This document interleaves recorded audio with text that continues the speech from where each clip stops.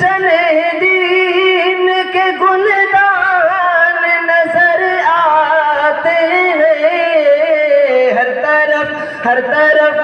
طرف حافظ قرآن نظر.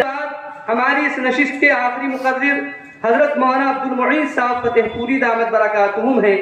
میں حضرت سے بہت ادب و احترام کے ساتھ درخواست کرتا ہوں کہ حضرت تشریف لائیں اور اپنے ناصحانہ کلمات سے ہم سب کو نوازیں.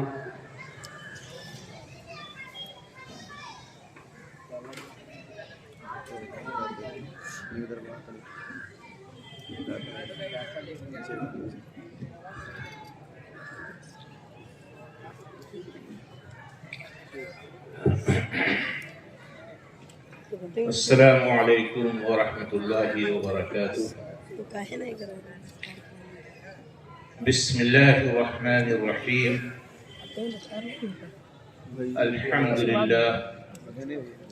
الحمد للہ نحمده ونستعینه ونستغفره ونؤمن به ونتوکل علیہ ونعوذ بالله من شرور أنفسنا ومن سيئات أعمالنا. من يهده الله فلا مضل له ومن يضلله فلا هادي له. ونشهد أن لا إله إلا الله ونشهد أن سيدنا مولانا محمدا عبده ورسوله صلی اللہ تعالی علی خیر خلقه محمد وآلہ واصحابہ وازواجہ واتباعہ الی یوم الدین. اما بعد فاعوذ باللہ من الشیطان الرجیم. بسم اللہ الرحمن الرحیم. من عمل صالحا من ذكر أو أنثى وهو مؤمن فلنحيينه حياة طيبة ولنجزينهم أجرهم بأحسن ما كانوا يعملون. صدق الله العلي العظيم. اسٹیج پر رونق افروز حضرات علماء کرام، بزرگان محترم، برادران اسلام، نوجوانان امت، نونہالان قوم، طلباء عزیز اور عفت ماں پردہ نشین مائیں اور بہنیں،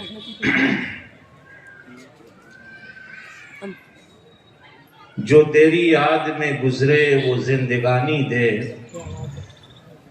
جو تیری یاد میں گزرے وہ زندگانی دے، جو تیرے دین کے کام آئے وہ جوانی دے. یہاں کے رنج و علم کا نہیں کوئی شکوہ، یہاں کے رنج و علم کا نہیں کوئی شکوہ، مگر وہاں پہ خوشی اور شادمانی دے. یہ تیرا آخری فرمان یہ کتاب مبین، یہ تیرا آخری فرمان یہ کتاب مبین، اسی کتاب کی دنیا کو ذوفشانی دے. اور یا رب تو ہمیں ایسی تابندہ سحر دے دے، یا رب تو ہمیں ایسی تابندہ سحر دے دے، ظلمات زمانہ سے جو ہم کو مفر دے دے.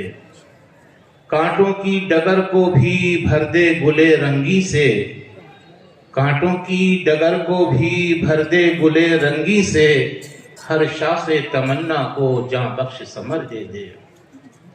بے بالو پری میں بھی پرواز کی جرت ہو، بے بالو پری میں بھی پرواز کی جرت ہو، کمزور پرندوں کو شاہی کا جگر دے دے.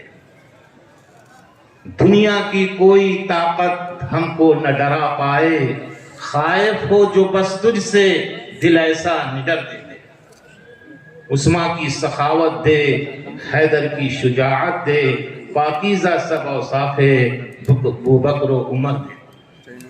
آنکھیں وہ عنایت ہوں روئیں جو تیرے غم میں، آنکھیں وہ عنایت ہوں روئیں جو تیرے غم میں، ہر اشک ندامت کو تنویر گوہر دے دے.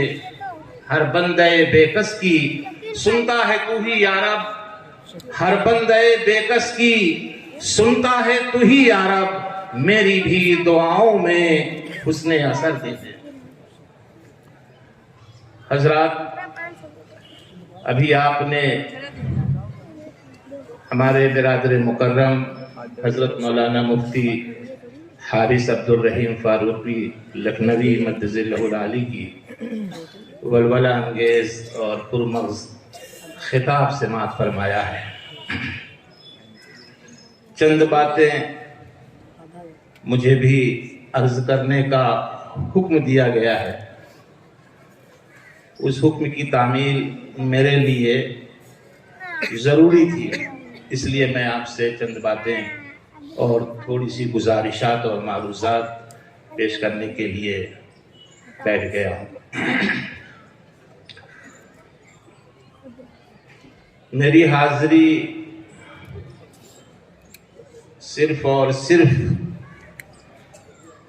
حضرت مولانا حیات اللہ صاحب قاسمی رحمت اللہ علیہ کی جو شفقت اور محبت حاصل تھی اور اس کے توسط سے اس ادارے کے ذمہ داران سے، اساتذہ کرام سے اور ان کے فرزندان سے جو تعلق رہا ہے، اس تعلق کو مجھ سے زیادہ ان کے فرزندوں نے نبھایا ہے۔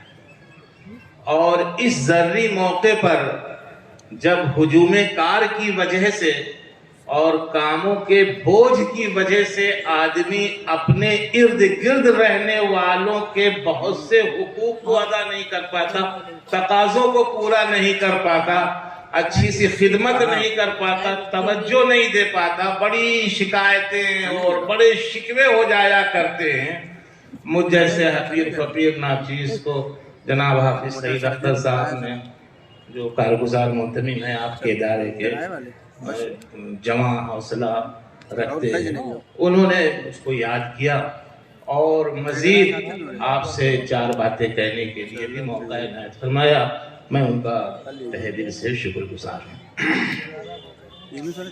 مجھے یہ حکم دیا گیا ہے کہ ہماری مائیں بہنیں اور خواتین کافی تعداد میں موجود ہیں، اس لیے آپ کو خاص طور سے انہی سے متعلق باتیں کہنی ہیں۔ تو میں اولاً ان کو اور ان کے توسط سے آپ کو مخاطب بنا رہا ہوں۔ تھوڑی سی ترتیب پلٹ گئی ہے، الٹ سی گئی ہے۔ اکثر ایسا ہوتا ہے کہ مردوں کے توسط سے بات وہاں تک پہنچتی ہے، اب ان کے توسط سے آپ تک بات پہنچ رہی ہے۔ ان کا بھی درجہ اور رتبہ ہے، ان کا بھی درجہ اور رتبہ ہے، ان کی بھی عظمت ہے اور ان کی بھی پہنچ ہے، ان کی بھی پہنچ ہے۔ جنتی مخلوق ہیں، جنتی مخلوق ہیں۔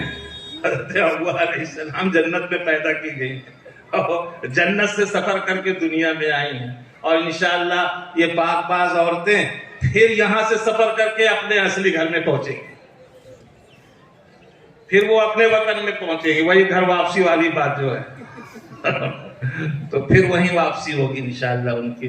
اللہ رب العزت ان کو اس کا حقدار بنائے، بہترین حقدار بنائے، عمل کے اعتبار سے، کردار کے اعتبار سے، ایمان کے اعتبار سے، خدمات کے اعتبار سے، اور جو ایمان والیوں سے جو تقاضے مطلوب ہیں ان تقاضوں کے تعلق سے۔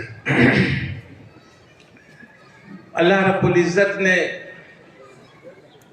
انسانوں کی، انسانی نسل کی، انسانوں کی اور انسانی نسل کی پیدائش کا اور اس کی بڑھوتری کا اور روئے زمین پر پھلنے اور پھولنے کا تذکرہ فرمایا ہے، اور اس تذکرے کے ساتھ میں بطور خاص عورت کا ذکر فرمایا ہے، عورت کا ذکر کیا ہے۔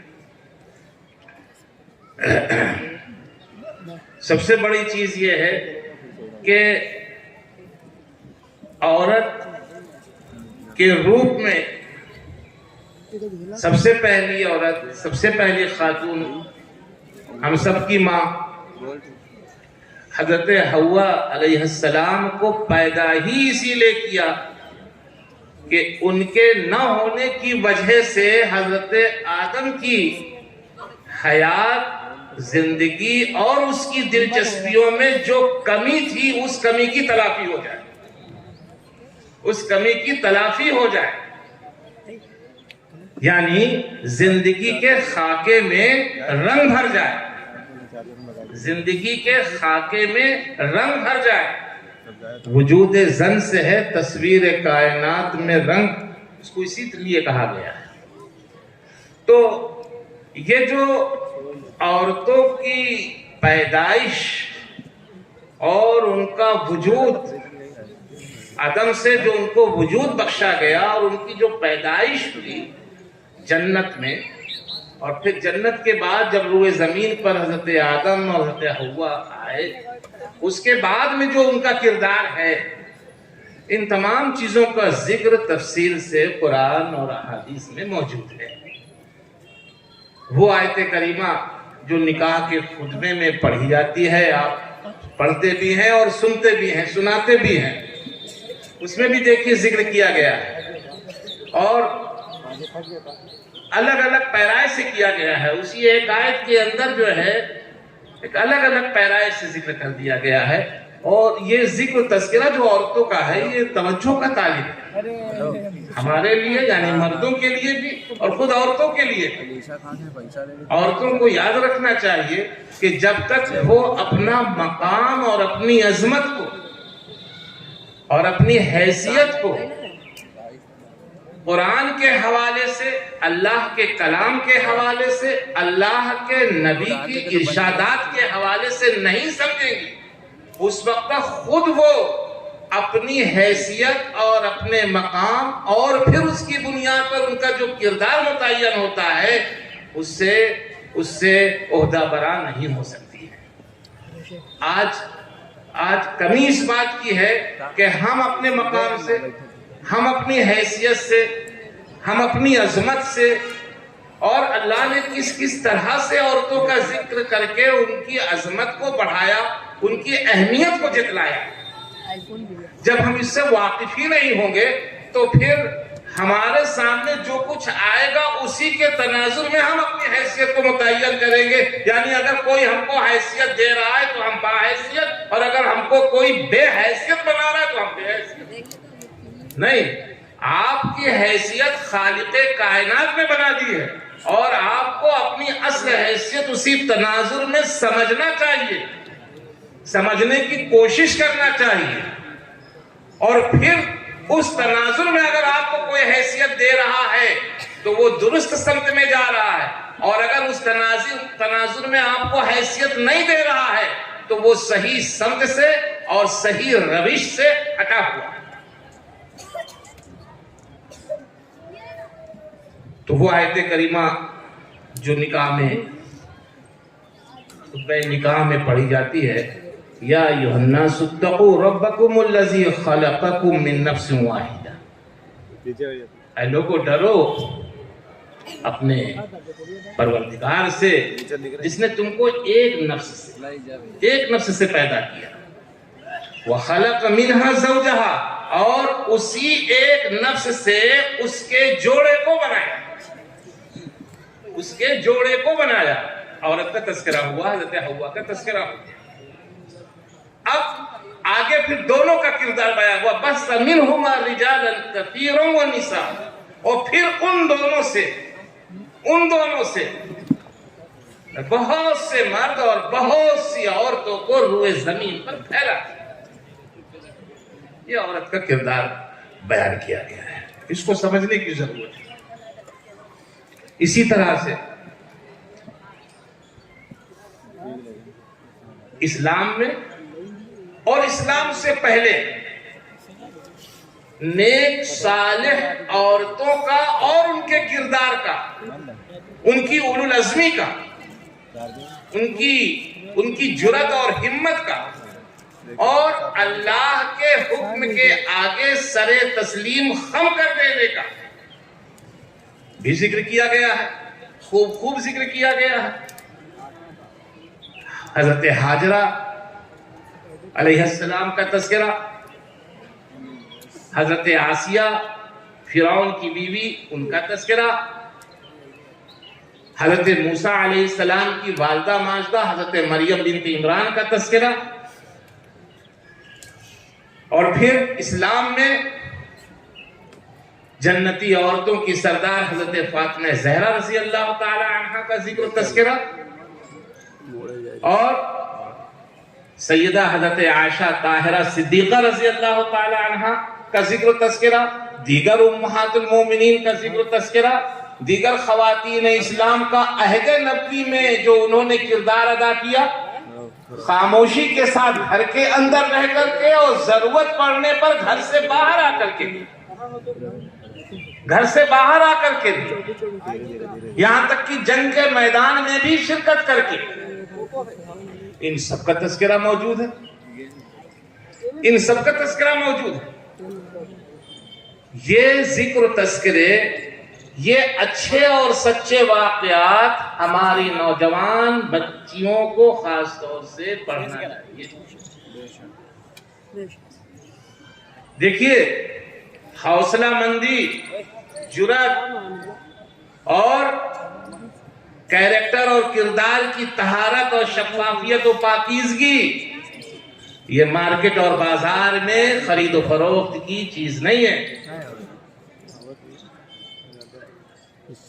یہ خرید و فروخت کی چیز نہیں ہے، یہ چیز صحیح تعلیم اور بہترین تربیت کے ذریعے سے پیدا ہوئی ہے۔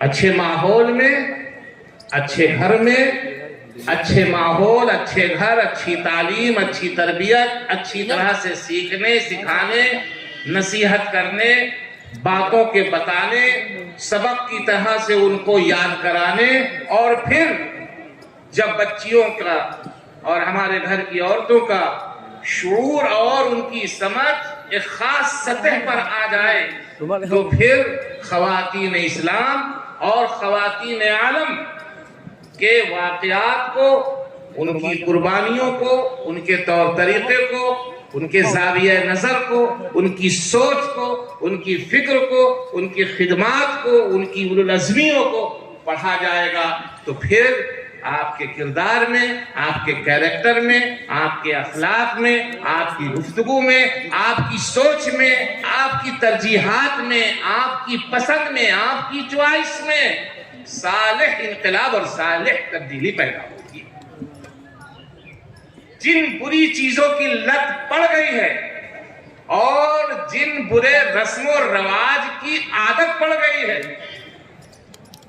اور جو طرز رہائش، طرز ادا، طرز لباس، نشست و برخاست کا انداز، طریقے گفتگو اور خوشی اور غمی کے موقع پر اپنی پسند، لوگوں کی پسند، سماج کی پسند، رسم و رواج کے حوالے سے روایتی انداز میں اسی کو آگے بڑھانے کی کا مزاج، ان تمام چیزوں کے اندر تبدیلی پیدا ہوئی۔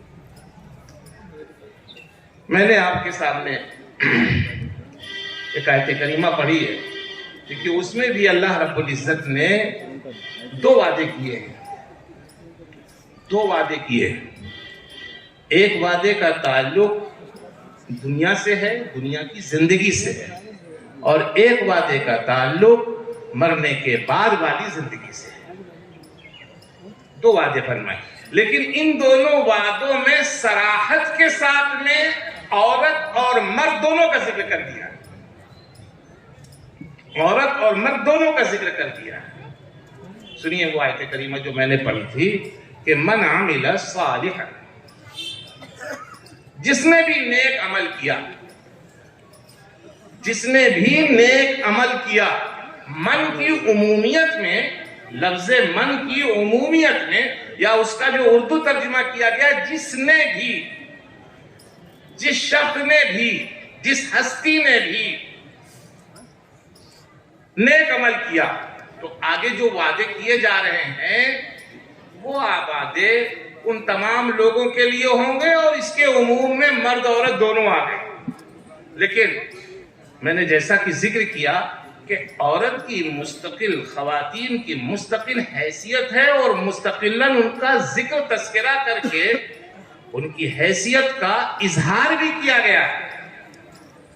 تو اس آیت کریمہ میں بھی اس کا اظہار ہے کہ من عمل صالحا من ذکر و انثی، جس نے بھی نیک عمل کیا وہ مذکر ہو یا مؤنث ہو، وہ مرد ہو یا عورت ہو، من ذکر وہ مرد ہو او انثی یا عورت ہو، وہو مؤمن بشرط کہ وہ ایمان والا. تو اب آیت کا مفہوم یہ بنا کہ ایمان والے مرد اور ایمان والی عورتیں، ایمان والے مرد اور ایمان والی عورتیں صحیح عقیدہ، صحیح عقیدہ، عقیدے میں ڈھلمل، عقیدے میں پھسے، عقیدے میں پھسل جانے والے نہیں. عقیدے میں ایمان کا تعلق، ایمان کہتے ہی اس بات کو ہے کہ پختہ یقین، پختہ یقین، پختہ یقین اللہ پر، اللہ کی ذات پر، اس کی وحدانیت پر اور خالصتاً اسی کی عبادت و بندگی پر بغیر کسی ملاوٹ اور ساجھے داری کے، اور اللہ کے رسول صلی اللہ علیہ وسلم کی سچی پیروی، سچی پیروی. تو جو ایمان والا مرد اور ایمان والی عورتیں جو بھی نیک عمل کرے گا، اچھے عمل کرے گا، عبادت کے تعلق سے، اخلاقیات کے تعلق سے، کردار و کیریکٹر کے تعلق سے، اسلامی تہذیب و تمدن کے تعلق سے، اسلامی شعائر اور اسلامی تشخصات اور اسلامی امتیازات کے حوالے سے، ان تمام حوالوں سے صالح اور نیک عمل، اعمال کا دائرہ، ان تمام کو لین دین میں، بات چیت میں، صداقت، سچائی، کذب بیانی، جھوٹ، افواہ پھیلانا، کچی پکی سنی ہوئی باتوں کو ایک دوسرے سے کہے بغیر چین نہ پڑنا، چین نہ پڑنا. معاف کریے گا، ہماری عورتوں کے اندر، ہماری خواتین کے اندر ایک عجیب سی جو ہے وہ خصوصیت ہے کہ وہ کہیں گی کہ دیکھو یہ بات ہم تم سے بتا رہے ہیں، کسی سے مت کہنا. اور جو بتا رہا ہے نا، اس سے بھی، جس نے بتایا تھا اس نے بھی اس سے یہی کہا تھا کہ دیکھو تم سے بتا رہے ہیں، تم کسی سے نہ کہنا. تو کسی سے نہ کہنے، کسی سے نہ کہنے تک بھی کم سے کم درجنوں کو وہ بات آنن فانن پہنچ جاتی ہے.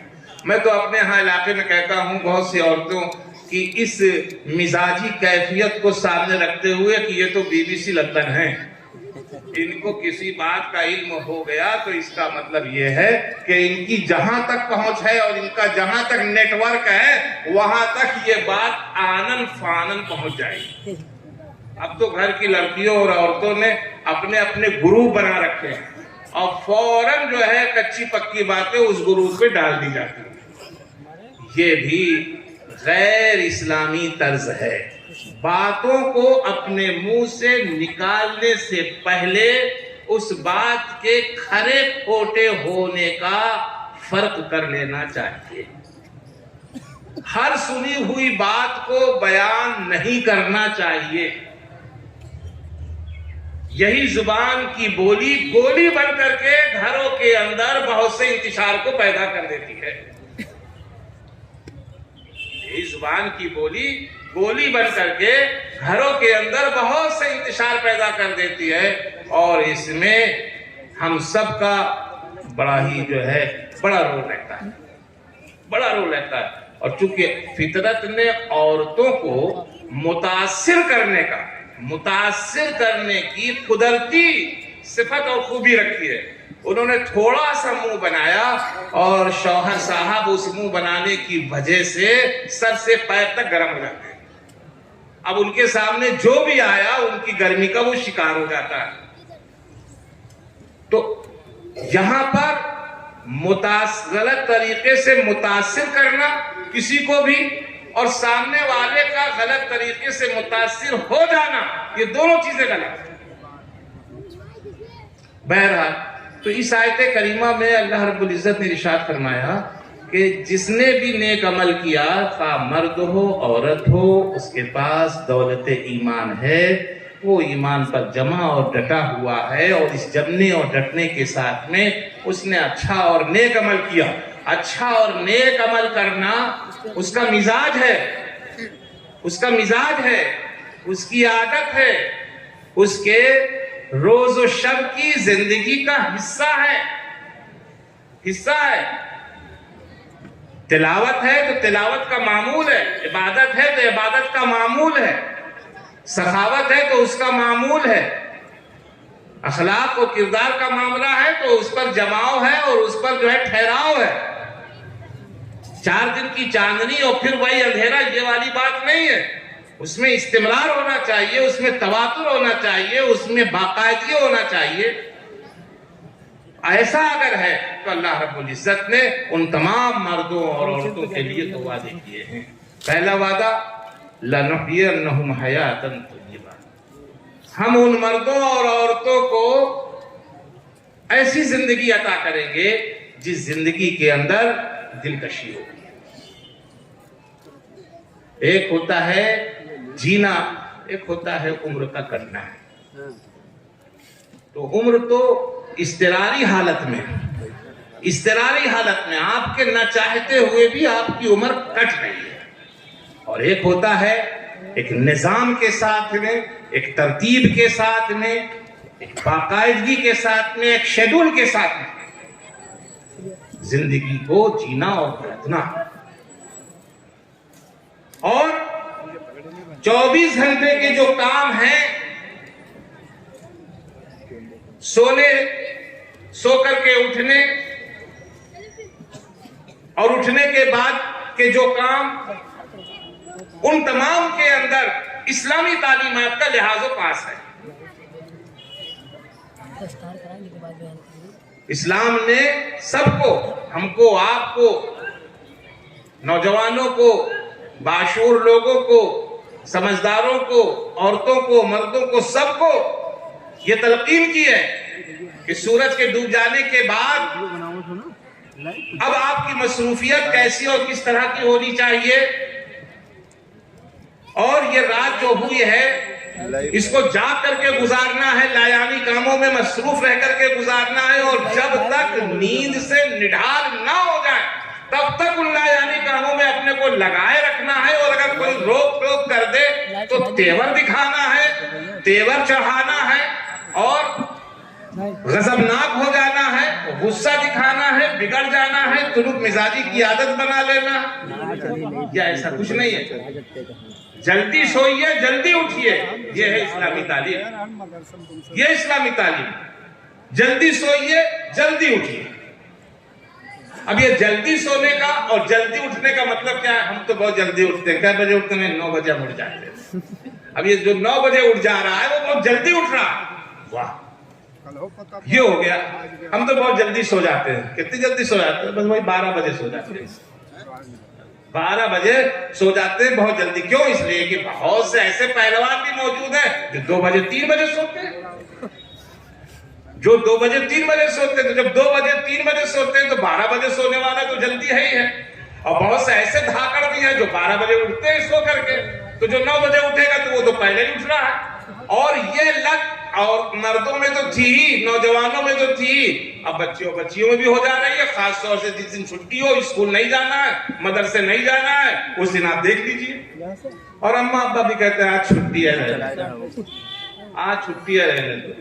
اب تو حالت یہ ہو گئی ہے کہ پہلے گھر کی عورتیں بچیوں سے گھر کا کام اس لیے کراتی تھی کہ جب یہ بیاہ کر کے سسرال جائے گی تو اچھی طرح سے امور خانہ داری کو نبھائیں، بے پن ہونے کا، اور کھانا روٹی دال چاول میں نمک مرچا کتنا ہے اس کے بارے میں پھسٹی ہونے کا تانا سسرال سے ہم کو نہ ملنے پائے۔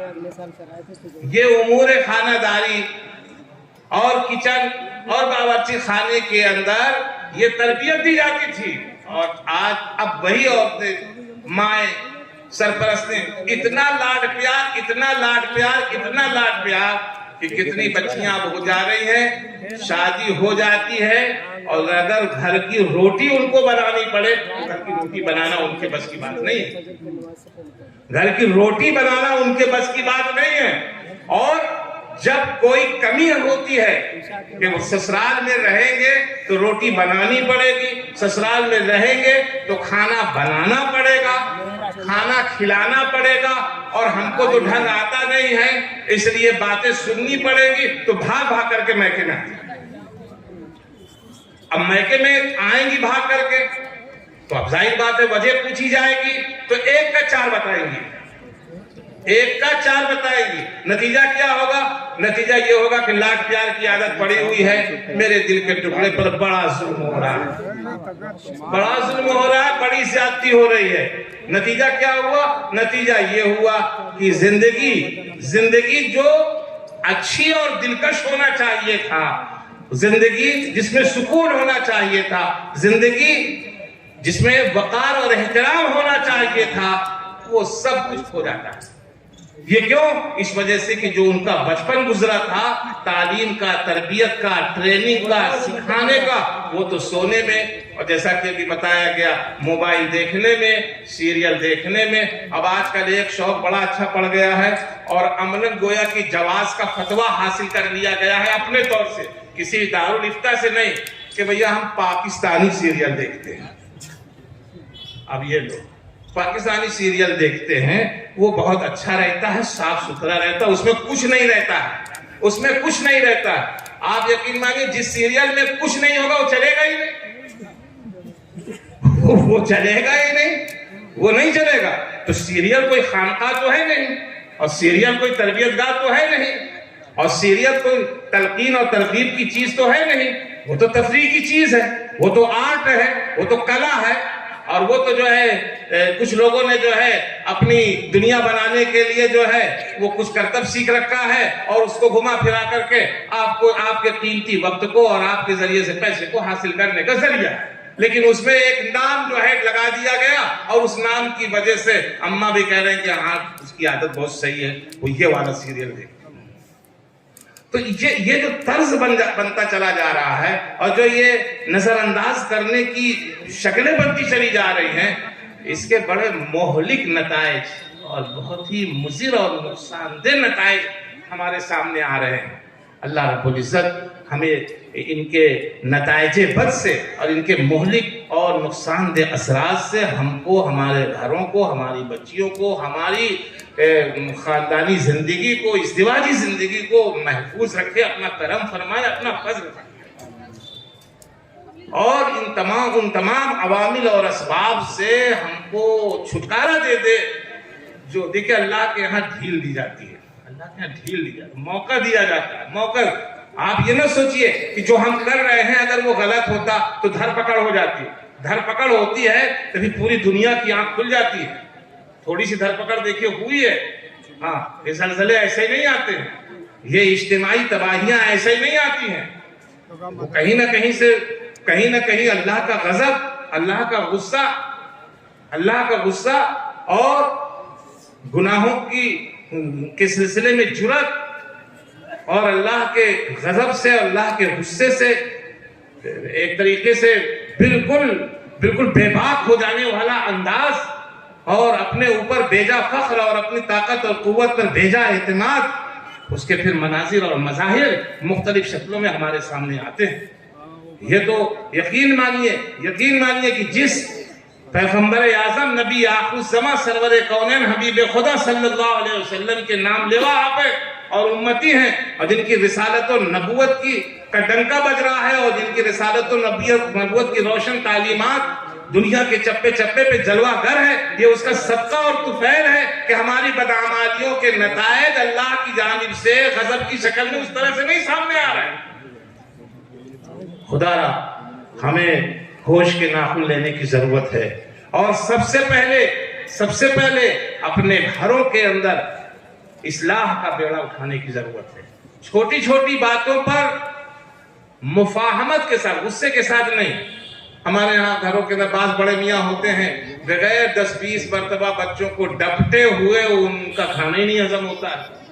جب تک ڈپٹیں گے نہیں، نتیجہ کیا ہوتا ہے؟ بچے ان کے سائے سے دور بھاگتے ہیں. جب بچے آپ کے سائے سے دور بھاگیں گے تو آپ ان کو باتیں کیسے بتائیں گے؟ اس لیے انداز مفاہمت کا ہو اور بات محبت کی ہو.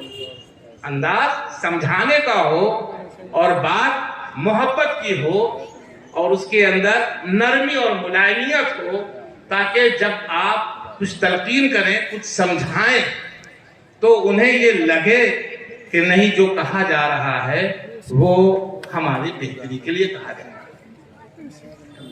ایک مرتبے میں کہنے سے کچھ نہیں ہوتا، جب بار بار بات سامنے آتی ہے، بار بار بات سامنے آتی ہے. اب دیکھیے ایسا ہے کہ موبائل والی بات، دیکھیے موبائل والی بات اس وقت جو ہے یہ ایک لت کی شکل میں جو ہے اور بہت سی خرابیوں کا ذریعہ بن گئی.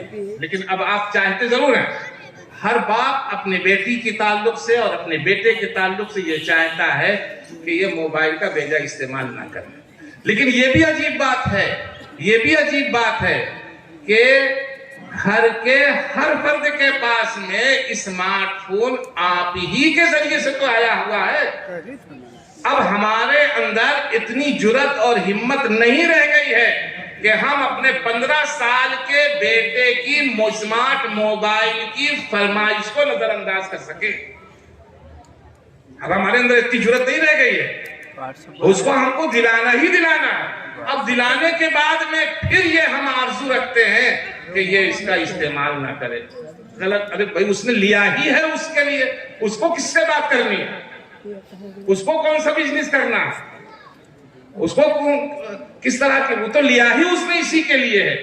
جس لیے موبائل بنا ہے اس کے لیے اسے نہیں استعمال کرنا، جس لیے نہیں بنا ہے اس کے لیے اسے استعمال ہی کرنا. تو اب ہم لوگوں نے ایسا رویہ اپنا لیا اور معاشرے اور سماج کا کی اٹھان اور اس کا فلو اس طرح کا بن گیا ہے کہ بچہ ہو یا بچی ہو، اس کی فرمائش ہمیں پورا ہی کرنا، یہ صورتحال بن گئی ہے. اب ہم اس کو نہ پورا کریں نہیں تو ایسا ہو ہی نہیں سکتا. بہرحال تو اس آیت کریمہ میں نیک اور اچھے عمل، اچھے کردار، اچھے اخلاق، اچھے طور طریقے، اچھی تعلیم اور تربیت، بہترین ماحول میں اگر آدمی ہے اور نیک عمل کر رہا ہے اور ایمان کے ساتھ میں، عمل صالح کے ساتھ میں، نیک اعمال کے ساتھ. دیکھیں اسلام خوشی اور مسرت کے ماحول میں رہنے سہنے سے نہیں روکتا. آپ خوش خرم رہیے، اچھا کھائیے، اچھا پہنیے. سونے کے زیورات کے سلسلے میں تو اسلام نے یہ تعلیم دے دی ہے کہ اسے عورتوں کو ہی استعمال کرنا ہے. اس کے اندر جو ہے 50-50 کا یا جو ہے کسی بھی درجے میں حصے داری کا معاملہ ہی نہیں رہ گیا ہے. زیور کی شکل میں سونے کو پہننا صرف اور صرف ہمارے یہاں عورتوں ہی کے لیے. اور اگر کہیں سے کسی بھی طرح سے مرد کو کوئی چیز سونے کی حاصل بھی ہو گئی ہے اور اس کے اندر ذرا بھی شریعت کا لحاظ و پاس ہے تو سونے کے اس زیور کو مرد جو ہے وہ عورت کے ہی حوالے کرے گا. تو آپ کے لیے خوشیوں کے بہت سے مواقع فراہم کیے ہیں، خوشیوں کے بہت سے مواقع فراہم کیے ہیں. آپ ان کے ذریعے سے خوش رہیے، ان کے ذریعے سے خوشی والی زندگی گزاریے. اگر یہ مواقع آپ کے لیے نہ ہوتے تو اس آیت کریمہ میں یہ وعدہ ہی اپنے معنوی اعتبار سے غلط ہو جاتا ہے کہ فَلَنُحْيِيَنَّهُمْ حَيَاةً طَيِّبَةً، ہم تم کو پاکیزہ زندگی عطا کریں گے، ایسی زندگی عطا کریں گے جس میں دلکشی ہوگی، جس میں کشش ہوگی، جس میں جاذبیت ہوگی، جس میں سکون دل ہوگا، جس میں روح کو سکون ملے گا، جو دوسروں کے لیے بھی باعث کشش ہوگی، دلچسپی کا باعث ہوگی، جو زندگی آئیڈیل بنے گی، جو زندگی نمونہ بنے گی، لوگوں کی زبان پر ہوگا کہ زندگی ہو تو ایسی زندگی ہو. اللہ وعدہ کر رہا ہے.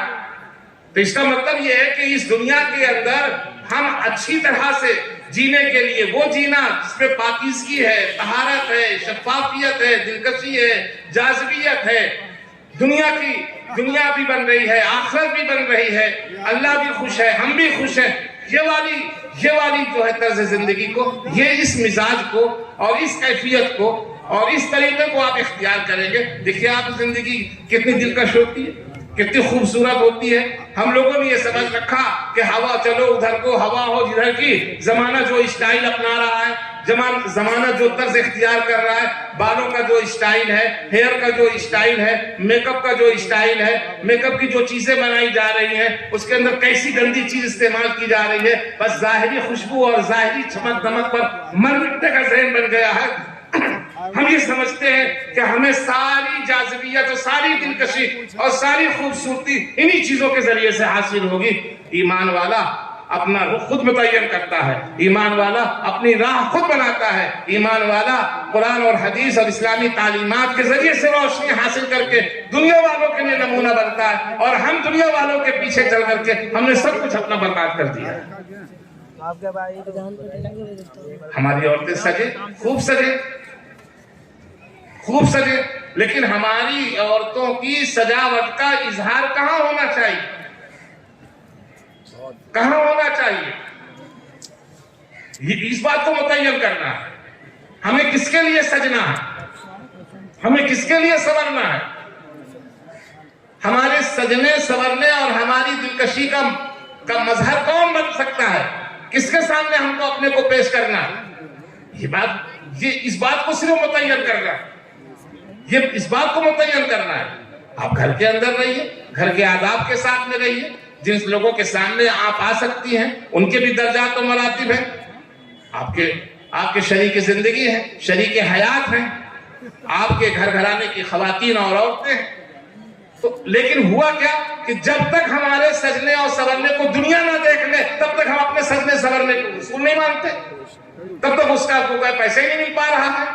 آج ہم بیوٹی پارلر میں گئے، اتنے 1000 روپے کا میک اپ کیا، اب دنیا دیکھے اور دنیا واہ واہ کرے تب جا کر کے ہمارا پیسہ وصول ہوگا، یہ مزاج بن گیا ہے، تو پھر شفافیت کہاں پیدا ہو سکتی ہے؟ تو دراصل ہم نے اپنے مزاج کو بگاڑ لیا، اپنے ذہن کو بگاڑ لیا، اپنے روش کو بگاڑ لیا، اپنے انداز کو بگاڑ لیا۔ کس چیز کا اظہار کہاں ہونا چاہیے، کب ہونا چاہیے، اس کے رخ کو ہم نے جو ہے دوسری سمتوں میں پھینک دیا ہے۔ اس کی وجہ سے جب آج بات کی جاتی ہے تو پریشانی ہو جاتی ہے۔ کیا وہ عورتیں اور وہ خواتین جن کا ذکر و تذکرہ قرآن کے اندر موجود ہے، جن کی عظمت کردار کا تذکرہ موجود، جن کی صالحیت کا تذکرہ موجود ہے، جن کی روح العظمی کا، جن کی ذہنی جودت اور فکری کی بلندی کا تذکرہ موجود ہے، کیا انہوں نے بالکل لڑکی کی طرح خوش کی زندگی گزاری ہے؟ کیا انہوں نے اپنے جذبات پورے نہیں کیے ہیں؟ کیا تسکین جذبات کے سامان ان کو خدا نے فراہم نہیں کیے ہیں؟ ان کی دنیا بھی بہتر تھی، ان کی دنیاوی زندگی بھی بہتر تھی، اور اس بنیاد پر انہوں نے اپنے آخرت کی بہترین زندگی بنائی ہے۔ قرآن نے اس کا وعدہ کیا ہوا ہے، تو ہمارے سامنے سب کچھ موجود ہے۔ اصل چیز یہ ہے کہ ہم کو وہ رخ متعین کرنا ہے، جس رخ کے متعین کر لینے کے بعد میں ہم دنیا کی جاذبیت اور دنیا کی دلکشی اور دنیا کے اسباب اور سامان کو استعمال بھی کر سکتے ہیں، اور اپنے خدا اور رسول کو راضی بھی رکھ سکتے ہیں۔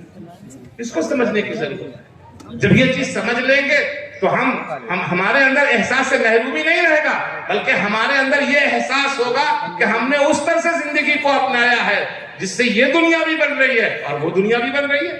اللہ رب العزت نے اس آیت میں وعدہ کیا کہ وَلَنُحْيِيَنَّهُمْ حَيَاةً طَيِّبَةً، ہم ان کو پاکیزہ زندگی عطا کریں گے، وَلَنَجْزِيَنَّهُمْ بِأَحْسَنِ مَا كَانُوا يَعْمَلُونَ، اور دنیا کے اندر انہوں نے جو اچھے اور بہتر اعمال کیے ہیں اس سے بہتر بدلہ ہم ان کو آخرت میں دیں گے،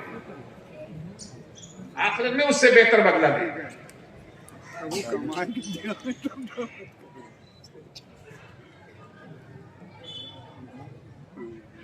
تھوڑا سا وقت باقی رہ گیا ہے، میں آپ ایک اشارہ اپنی ماں اور بہنوں کو اور کرتا ہوں۔ دیکھیے اللہ کے رسول صلی اللہ علیہ وسلم کی زندگی میں بہت سے اتار چڑھاؤ آئے، اور نبوت ملنے کے بعد تو ہر دن اتار چڑھاؤ کے ساتھ ہی گزرتا رہا، لیکن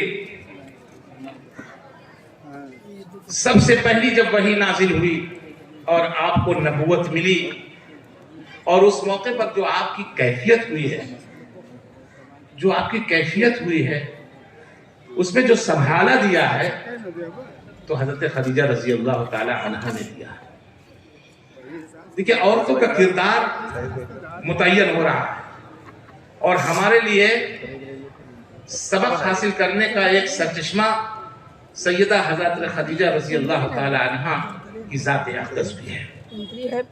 فرشتے نے آپ کو 3 مرتبہ بھیجا غار حرا کے اندر، تب آیا کس کے 10 روپے کھیلے۔ پورا واقعہ بیان کرنے کا موقع نہیں ہے، لیکن جب آپ غار حرا سے آئے ہیں تو آپ بالکل گھبرائے ہوئے تھے، اور جو الفاظ آپ نے اس وقت کہے ہیں وہ صحیح احادیث کے اندر موجود ہے۔ آپ نے کہا زملونی زملونی زملونی واللہ لقد خشیت علی نفسی، مجھے چادر اڑاؤ، مجھے چادر اڑاؤ، یعنی کپکپی تاری تھی، اور اس طرح کی کپکپی تاری تھی کہ آپ نے اللہ کی قسم کھا کر کے یہ ارشاد فرمایا کہ مجھے اپنے آپ کے ہلاک ہو جانے کا اندیشہ ہے۔ اس موقع پر حضرت خدیجہ رضی اللہ تعالی عنہ، آپ کی شریک حیات امہات المومنین، ہم سب کی ماں، نے ان کو ڈھارس بنوائی اور یہ کہا کہ اللہ کی قسم، اللہ آپ کو اس طرح سے رسوا نہیں کر سکتا ہے، اس طرح سے کوئی کسی حادثے کے آپ شکار نہیں ہو سکتے ہیں۔ کیوں؟ اس لیے کہ آپ رشتہ داروں کے ساتھ صلہ رحمی کرتے ہیں، آپ مہمانوں کی ضیافت کرتے ہیں، مصیبت زدہ کی مصیبتوں کو دور کرتے ہیں، اور جن کی گردنیں پھنسی ہوئی ہوتی ہیں ان کی گردنوں کو آپ نکالتے ہیں۔ آپ کے اندر ہمدردی ہے، انسانیت ہے، انسانیت کا درد ہے، انسانی اوصاف اور خوبیوں کے آپ شاہکار ہیں۔ آپ کو اللہ ہلاک نہیں کر سکتا۔ یہ ڈھارس بنوائے، اور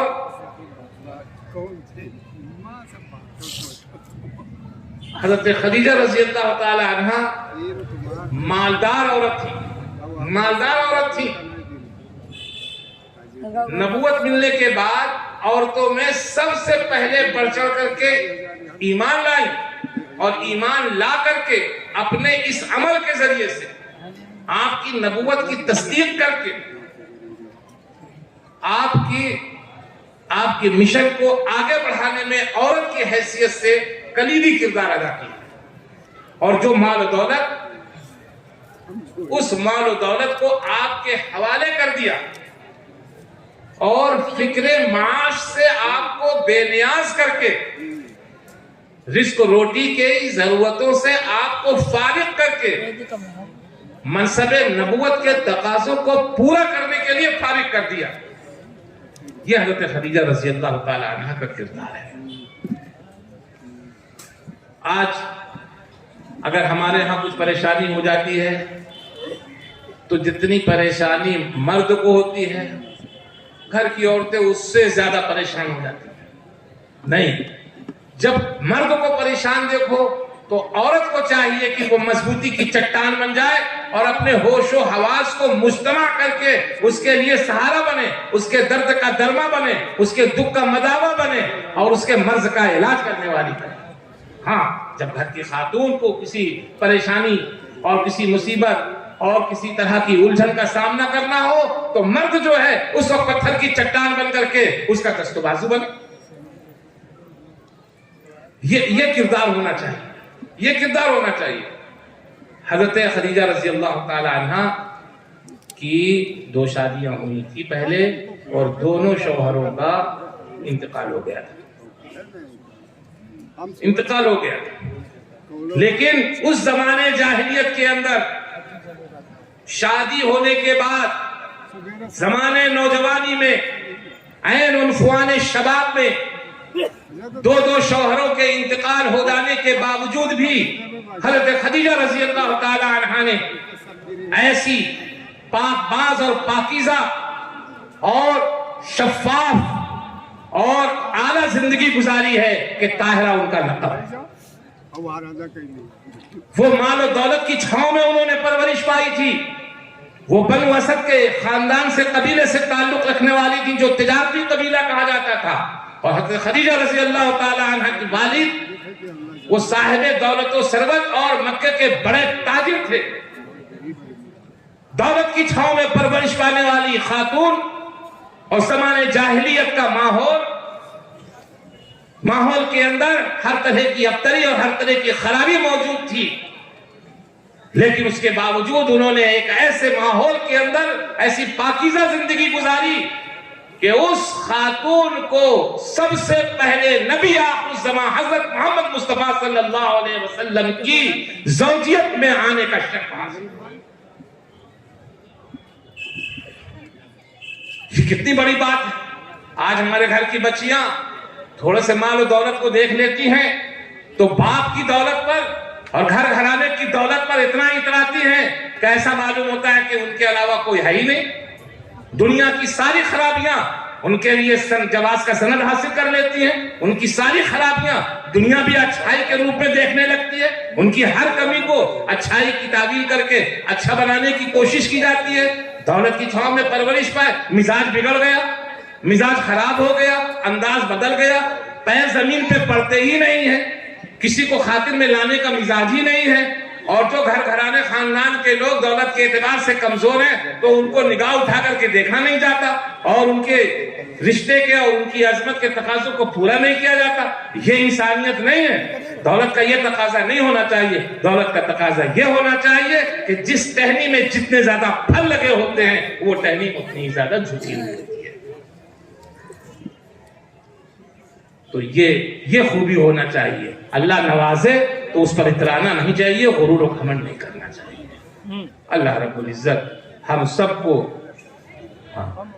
سب کو اچھی اور سچی اور پاک باز زندگی گزارنے کی توفیق مرحمت فرمائے، اور ہمارے گھروں کو ہمارے خواتین کے حوالے سے ہمارے گھروں کو بقعے نور نمونہ جنت بنا دے، اور مرد جب دنیا کے جھمیلوں اور دنیا کے جھکڑوں اور دنیا کے ٹکروں کو انگیز کرتے ہوئے اور اس کو برداشت کرتے ہوئے گھر کی دہلیز میں داخل ہو تو اس سے گھر راحت افزا اور باعث سکون معلوم ہو۔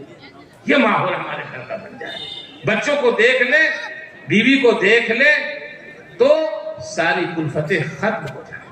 یہ ماحول اللہ کرے ہمارے گھروں کا یہ ماحول بن جائے، ہمارے بچیوں کی یہ کردار بن جائے۔